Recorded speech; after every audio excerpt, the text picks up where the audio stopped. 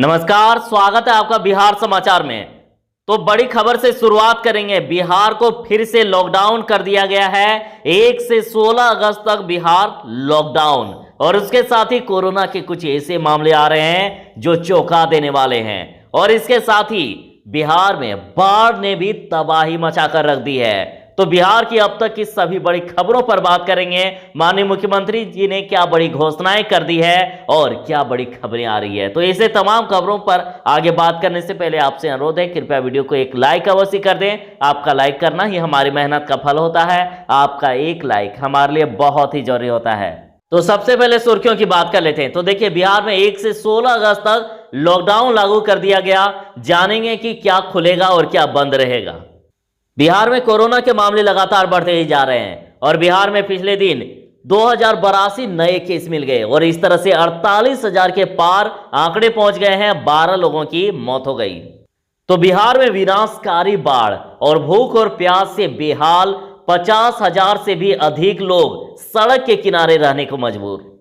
तो बिहार में आ गई और एक आफत। देखिए, बिहार में टिड्डियां भागी तो लीप बेबर आ गए और कृषि विभाग ने एडवाइजरी जारी की है। तो कोरोना की दवा को लेकर बड़ी खबर आ रही है। कोरोना वैक्सीन ट्रायल का दूसरा चरण चल रहा है और पटना एम्स में वॉलंटियर युवक को दिया गया है दूसरा डोज। तो बिहार में कोरोना और बाढ़ को लेकर पप्पू यादव ने सीएम नीतीश पर बोला हमला और कहा कि आखिर कब टूटेगी सरकार की नींद। तो पीएमसीएच में हैवानियत, मानसिक विक्षिप्त युवती से दरिंदों ने किया गैंगरेप। और बिहार में भी खतरा टला नहीं है। उत्तर बिहार में अगले 2 दिनों तक भारी बारिश के आसार। और बिहार में बाढ़ ने मचा दी है तबाही। अस्पताल से लेकर सरकारी दफ्तर सब जलमग्न। बात हो रही है सारण जिले की। और बिहार के इन 14 जिलों में विनाशकारी बाढ़ का कहर जारी है और अब तक 40 लाख लोग हो चुके हैं प्रभावित। तो वहीं राबड़ी ने पोस्टर जारी कर सरकार पर साधा निशाना और कहा कि महिलाओं को बांझ बनाने वाले बन बैठे हैं जनता के रखवाले। तो सीएम नीतीश ने कहा कि बिहार में कानून राज कायम रहेगा। क्राइम, करप्शन और कम्युनलिज्म को ना बर्दाश्त किया है और ना ही करेंगे। तो वहीं कोसी, गंडक, बूढ़ी गंडक, बागमती, कमला, अधवारा और महानंदा खतरे के निशाने के ऊपर। तो चलिए बात करते हैं खबरों को विस्तार से। तो बिहार में लग गया लॉकडाउन 6। बिहार में 1 से 16 अगस्त तक लॉकडाउन और नाइट कर्फ्यू भी रहेगा जारी। तो बेकाबू होते कोरोना वायरस संक्रमण की स्थिति को देखते हुए सरकार ने एक बार फिर से लॉकडाउन को 16 दिनों के लिए 16 अगस्त तक के लिए बढ़ा दिया है। और राज्य सरकार ने इस संबंध में गुरुवार को गाइडलाइन भी जारी कर दी। लॉकडाउन 5 में जो भी पाबंदियां थी उसे आगे जारी रखा गया है। सिर्फ सरकारी और निजी कंपनियों को 50% कर्मचारी के साथ खोलने की छूट दी गई है। दुकानों को भी शर्तों के साथ खोलने की इजाजत होगी। अनलॉक 3 के तहत केंद्र ने नाइट कर्फ्यू में छूट दी है, लेकिन बिहार में छूट नहीं रहेगी। और लॉकडाउन के दौरान धार्मिक स्थलों और पार्कों को बंद रखा गया है। धार्मिक, सामाजिक, राजनीतिक, सांस्कृतिक, मनोरंजन और खेलकूद समेत तमाम भीड़ भाड़ वाले आयोजन नहीं होंगे। बसों के परिचालन पर पूरी तरह से रोक रहेगी। स्कूल, कॉलेज, कोचिंग संस्थान, शैक्षणिक अनुसंधान जैसे तमाम संस्थानों को बंद रखने के निर्देश दिए गए हैं। रात 10 बजे से सुबह 5 बजे तक कर्फ्यू रहेगा। इस दौरान सामान्य लोगों को आने जाने की इजाजत नहीं होगी। तो बिहार में कोरोना के मामले लगातार बढ़ते ही जा रहे हैं और पिछले दिन 2082 नए केस मिल गए। 12 लोगों की मौत हो गई और बिहार में कुल संख्या 48,000 के पार। तो बिहार में गुरुवार को 2082 नए केस मिले हैं। इनमें से 29 जुलाई को जो जांच हुई थी उसमें से 1445 और 28 जुलाई या इसके पहले के जांच के 637 शामिल हैं। और देखिए, 12 लोगों की मौत हो गई है। 48,001 टोटल मामले हो गए हैं और अब तक कुल 285 लोगों की मौत हो चुकी है। 20,000 कोरोना जांच का जो प्रतिदिन लक्ष्य रखा गया था वो पूरा हो चुका है, क्योंकि गुरुवार को राज्य में 20,801 सैंपल की जांच हुई है और राज्य में अभी तक कुल 31,673 संक्रमित स्वस्थ होकर घर चले गए हैं। और इस तरह से अभी रिकवरी रेट 65.98 65.98% रह गया है। और पिछले दिन पटना में 410, गया में 66, भागलपुर में 96, मुजफ्फरपुर में 21 और पूर्णिया में 16 नए मरीज मिले। तो स्वास्थ्य विभाग के अनुसार 29 जुलाई को जो 1445 नए मरीज मिले हैं, तो चलिए जानते हैं कहां से कितने मिले। तो अररिया में 4, अरवल में 10, औरंगाबाद में 12, बांका में 15, बेगूसराय में 69, भागलपुर में 67, भोजपुर में 72, बक्सर में 7, दरभंगा में 12, पूर्वी चंपारण में 136, गया में 59, गोपालगंज में 21, जमुई में 33, जहानाबाद में 17, कैमूर में 11, कटिहार में 10, खगड़िया में 12, किशनगंज में 22, लखीसराय में 9, मधेपुरा में 15, मधुबनी में 6, मुंगेर में 12, मुजफ्फरपुर में 14, नालंदा में 81, नवादा में 45, पटना में 285, पूर्णिया में 14, रोहतास में 76, समस्तीपुर में 31, सारण में 76, शेखपुरा में 17, सुपौल में 57, वैशाली में 51 और पश्चिमी चंपारण में 17 नए संक्रमित मरीज मिले। और पिछले 24 घंटे में 1169 स्वस्थ हो गए और अब तक 5,25,000 टोटल सैंपल की हुई है जांच। तो राबड़ी देवी ने पोस्टर जारी कर सरकार पर साधा निशाना और कहा कि महिलाओं को बांझ बनाने वाले बन बैठे हैं जनता के रखवाले। तो पूर्व मुख्यमंत्री राबड़ी देवी ने कथित गर्भाशय घोटाले पर बने एक पोस्टर को जारी करते हुए आरोप लगाया है कि मां की कोख को भी नहीं बख्शा गया। उन्होंने कहा कि ऐसे लोगों को सत्ता में रहने का कोई अधिकार नहीं है। राबड़ी देवी ने बिहार की जनता से ऐसे सरकार को उखाड़ फेंकने की अपील की है। उन्होंने पोस्टर के माध्यम से आरोप लगाया है कि इस घोटाले में कई अस्पताल शामिल हैं और ऐसे लोगों ने पैसे के लिए मातृत्व के साथ खिलवाड़ किया है। तो देखिए, उन्होंने ट्वीट करके कहा कि याद करो इस निर्दयी सुशासनित सरकार का गर्भाशय घोटाला और इन दरिंदों ने माओं की कोख को भी नहीं छोड़ी। क्या ऐसे अमानवीय लोगों को सत्ता में रहने का अधिकार है? और उन्होंने ये पोस्टर शेयर किया है जो कि आपके स्क्रीन के सामने है। आप देख सकते हैं कि किस प्रकार से यहाँ पे ये कहना है। तो इस तरह से ये पोस्टर शेयर किया गया है।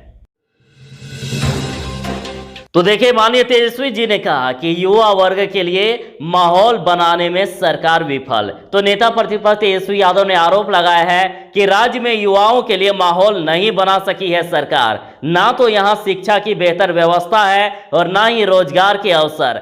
अर्थव्यवस्था तो लचर है ही, कानून व्यवस्था भी ठीक नहीं है। उन्होंने आरोप लगाया है कि बिहार के युवा वर्ग को पिछले 15 वर्षों में जितना उपेक्षित किया गया है, संभवतः किसी भी राज्य या देश में कहीं भी नहीं किया गया होगा। और कहा है कि सरकार ने शिक्षा को काम चलाऊ ढर्रे पर ढकेल दिया है और विद्यालयों से विद्या ही गायब है। और एक भी ऐसा विश्वविद्यालय नहीं है जिसकी देश के सर्वश्रेष्ठ 100 संस्थानों में से गिनती हो सके। और देखिए, कॉलेजों में सत्र का 2 से 4 साल तक पीछे है। और बेरोजगारी का अंदाजा तो बहाली के समय ट्रेनों और रेलवे स्टेशन के प्लेटफॉर्म की भीड़ से ही लगाया जा सकता है। प्रबंधक व इंजीनियर के छात्र चपरासी व सफाई कर्मी की नौकरी के लिए आवेदन करते हैं। तेजस्वी ने आरोप लगाया है कि राजनीति रोटियां सेकने के लिए सत्ता पक्ष ही सामाजिक ध्रुवीकरण को बढ़ावा देता है। अपराध के अधिकतर मामले दर्ज नहीं किए जाते। तो बिहार के 14 जिलों में विनाशकारी बाढ़ का कहर और अब तक 40 लाख लोग हो चुके हैं प्रभावित। तो देखिए, बिहार में बाढ़ का कहर बढ़त ही जा रहा है और गुरुवार को बाढ़ से 2 नए जिले सिवान और मधुबनी भी प्रभावित हो गए। और इस तरह से राज्य के 14 जिलों के 108 प्रखंडों की 972 पंचायतें बाढ़ से प्रभावित हो गई है और इससे 40 लाख आबादी बाढ़ की चपेट में आ गई है। आपदा प्रबंधन विभाग के अपर सचिव रामचंद्र डू ने यह जानकारी दी है। तो बिहार में कोरोना और बाढ़ को लेकर पप्पू यादव ने नीतीश सरकार पर बोला हमला। तो जॉब प्रमुख पप्पू यादव ने गुरुवार को कहा कि बिहार में कोरोना वायरस और बाढ़ की स्थिति भयावह है और राज्य सरकार की इच्छा शक्ति खत्म हो चुकी है। इलाज के लिए डॉक्टर के पास पीपीई किट नहीं है, लेकिन सेक्रेटरी और मंत्री पीपीई किट पहनकर हॉस्पिटल जाते हैं। और दरभंगा में आयोजित एक प्रेस कॉन्फ्रेंस के दौरान पप्पू यादव जी ने ये बातें कही है। पप्पू यादव जी ने आगे कहा है कि गंडक, बूढ़ी गंडक, सेनारी, कमला, बागमती, कोसी, महानंदा, बलान, सोन उफान पर है और सरकार पता नहीं किस नींद में है। पप्पू यादव ने कहा है कि राज्य के किसी हॉस्पिटल में न तो वॉलंटियर है और न ही आईसीयू बेड। नीतीश सरकार को इस्तीफा दे देना चाहिए। उन्होंने कहा है कि न ही किसी होटल या किसी लॉज को किराए पर लेकर आइसोलेशन सेंटर बनाया गया है। आगे उन्होंने कहा कि मेरी सलाह है कि बिहार में रोजाना टेस्टिंग की क्षमता 50,000 तक बढ़ाई जाए। और आगे उन्होंने सिंचाई विभाग के मंत्री संजय झा पर हमला बोलते हुए कहा, उन्होंने कहा कि मुख्यमंत्री तो गायब है ही और उनके मंत्री भी गायब है। इन नेताओं को भी बाढ़ में छोड़ देना चाहिए, तभी उन्हें आम जनता की परेशानी के बारे में पता चलेगा। आगे उन्होंने कहा कि सरकार अभी तक सभी लोगों को 5 किलो चावल और 1 किलो चना भी नहीं दे पाई है। डबल इंजन की सरकार सभी मोर्चों पर फेल हो गई है और खतरा अभी टला नहीं है। उत्तर बिहार में अगले 2 दिनों तक बारिश के आसार बने हुए हैं। तो देखिए, एक बार फिर मौसम का मिजाज बिगड़ गया है और गुरुवार को सुबह से रुक रुक कर बारिश हो रही थी और कभी तेज बारिश तो कभी बूंदाबूंदी। एक बार फिर से मानसून सक्रिय होने से अगले 2 दिनों तक उत्तर बिहार के बारिश के आसार बने हुए हैं और लगातार हो रही बारिश से शहर से गांव तक लोग बेहाल हैं। खेतों में फसल डूब गई है और अब इस सीजन में खरीफ फसल पर भी आफत है। और देखिए, मानसून के शुरू होने पर किसान तो खुश थे, लेकिन आज बारिश नहीं होने की कामना कर रहे हैं। बारिश की अधिकता से किसानों की सभी फसल डूब चुकी है।